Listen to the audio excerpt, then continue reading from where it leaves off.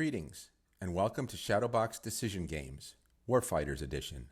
I'm John Schmidt, CEO of ShadowBox LLC.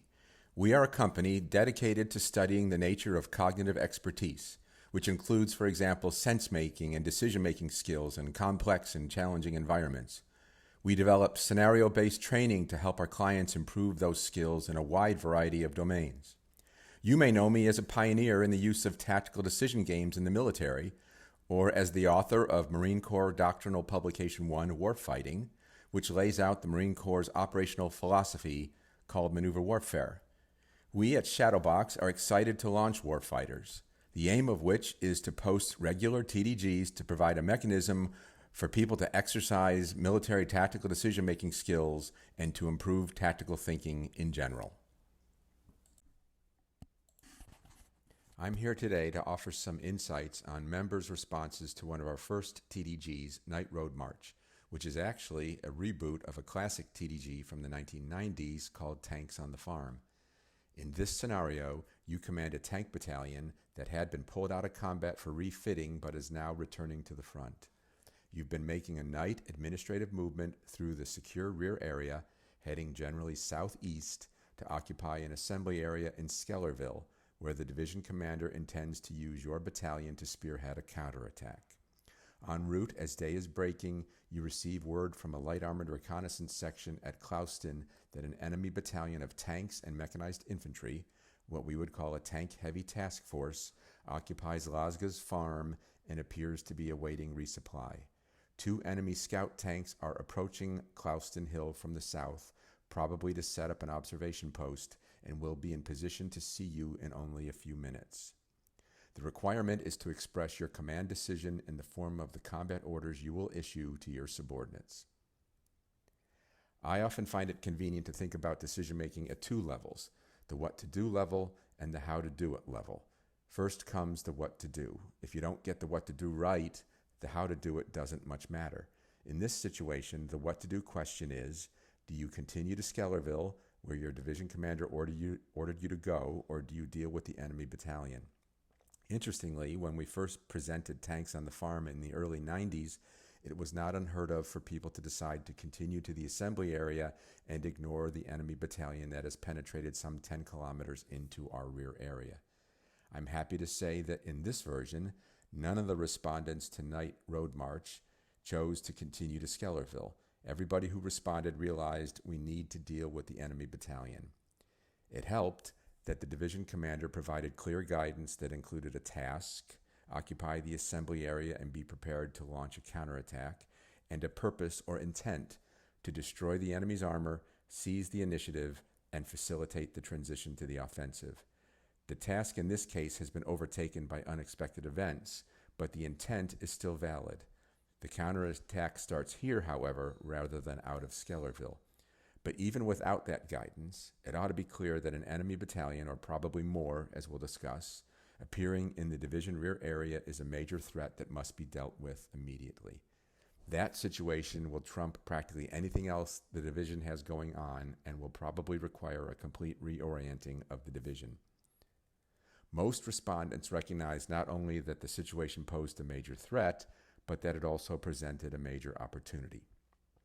The enemy battalion is vulnerable and exposed, and we have the element of surprise if we act quickly.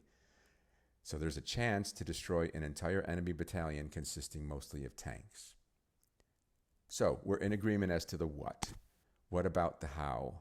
A few themes emerged. I think everybody deployed at least 1 or 2 tank companies on Clouston Hill to attack the enemy at Lasga's farm by fire. Clouston Hill is a superior position that facilitates rapid massing of fires. For some, this was the main attack. Others used the position on Clouston Hill to provide a base of fire supporting a main attack from another direction, usually a right hook coming in from the west around Clouston Hill. Some people opted to push Alpha Company through Clouston to conduct a supporting attack from that direction, often with the aim of taking out the enemy resupply convoy before it could reach the farm. But whereas Clouston Hill allows you to put at least 2 companies abreast firing on the enemy, Clouston restricts you to a narrow front, limiting the amount of firepower that you can bring to bear against the enemy. Also, I think the convoy is a distractor. First, the time-distance factors don't work. The convoy will reach Lasgus Farm before Alpha can get into position to attack it. Secondly, I'm not really too worried about the convoy reaching the enemy battalion. They're not going to be able to effect a resupply while under attack, and the convoy vehicles would just add more targets.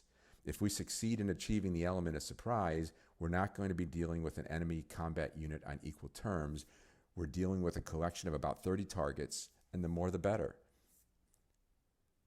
A few more advanced thoughts have emerged from member responses. First, a few people thought of tasking the LAR section to distract the enemy scout tanks to prevent them from discovering the presence of our battalion, thereby potentially buying us a few more precious minutes of surprise. Second, the need to consider the state of your tank crews as you give your order. Dawn is breaking. You've been driving through the night.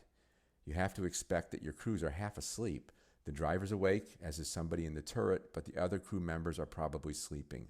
One of the first things you need to do is get everybody awake, alert, and oriented. Literally, oriented. Using cardinal directions may not be good enough. Which way is north to somebody who's just waking up? Use right and left. Battalion, we've got an enemy tank mech battalion at Lasgus Farm to our direct right on the other side of the ridge. Third, an enemy tank mech battalion infiltrating this far into our territory without being detected is, frankly, a pretty improbable story.